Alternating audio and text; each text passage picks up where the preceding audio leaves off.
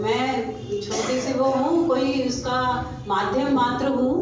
आप लोग बच्चों ने जो पार्टिसिपेट किया है बहुत ही सुंदर करा है। और जो यहाँ खड़ा हुआ है मंच पे, ये समझ लीजिए अपने आप में उसने एक स्ट्रगल करके यहाँ पे खड़ा हुआ है। तो ये मत समझिएगा कि हमने देख के बोला या किस तरीके से, लेकिन सर ने जो आपको बताया उस पर ध्यान दीजिएगा, ठीक है।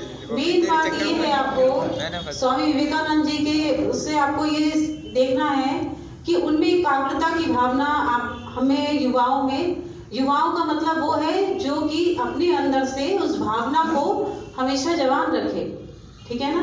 तो उसमें क्या है कि आप हमेशा अपने सक्सेस यानी जो आपका उद्देश्य है, लक्ष्य है, उसकी तरफ बढ़ते जाएंगे। क्या है एकाग्रता? एकाग्रता क्या चीज है कि आपको अर्जुन की तरह चिड़िया की आंख पर ध्यान देना है, यानी कि मुझे क्या बनना है, लेकिन क्यों बनना है इस पर जरूर ध्यान दें। मुझे क्या बनना है और क्यों बनना है। क्यों बनना है मतलब कि मुझे अपने परिवार के प्रति, अपने देश के प्रति, अपने समाज के प्रति भी मेरा क्या दायित्व है, उसको करते हुए पैसे तो कमाने हैं, धन तो में अर्जित करना ही है, लेकिन धन अर्जित करते करते हमारी आत्म उन्नति भी जरूरी है। और आत्म उन्नति तभी होगी जब हम एक सही रास्ते पे, स्वामी जी के बताए रास्ते पर चलेंगे। आध्यात्मिक उन्नति भी बहुत जरूरी है। आध्यात्मिक उन्नति कम नए शिखर पे पहुंचने के लिए हमें कहीं पे आधार लेना पड़ता है, अपने गुरुओं का सम्मान करना होता है। और जब हम अपने गुरु का सम्मान करते हैं, जैसे कि स्वामी विवेकानंद जी का देखते हैं, आप लिटरेचर पढ़ें तो उनका पता चलेगा आपको। उनके जो गुरु हैं उनके ही कारण वो स्वामी विवेकानंद हुए हैं। विवेकानंद उनका जो नाम पड़ा है उनके विवेक के आधार पर दिया गया है, ना कि उनका जो नाम था वो नरेंद्र था, लेकिन उनके विवेक को सिरोधरे करके यानी कि सर्वोत्तम मानकर ही उनको आगे बढ़ाया गया है और उन्होंने उनका नाम स्वामी विवेकानंद रखा। और स्वामी बनने तक की जो परिधि थी वो उनका अपना एकाग्रता थी, अपने देश के प्रति समर्पण था। एक बात मुझे याद आती है, जब स्वामी विवेकानंद जी ने अपने गुरु जी ने उनके उससे कहा कि तुम क्या करना चाहते हो स्वामी विवेकानंद जी से, तो उन्होंने ये कहा कि मैं अपनी माँ की सेवा करना चाहता हूँ, मैं अपनी माँ की सेवा करना चाहता हूँ। तो सभी बेटे अपनी माँ की सेवा करना चाहते हैं, यहाँ तक जितने बैठे होंगे सभी अपनी माँ की सेवा करना चाहते हैं, लेकिन उन्होंने ये पूछा कि वो माँ कौन सी है। सोच के बताओ जरा, कौन सी माँ है? अपनी देश की माँ, धरती माँ है ना, या फिर जगदम्बे माँ, या अपनी माँ। ये तीनों में से आप किसकी सेवा करना चाहेंगे?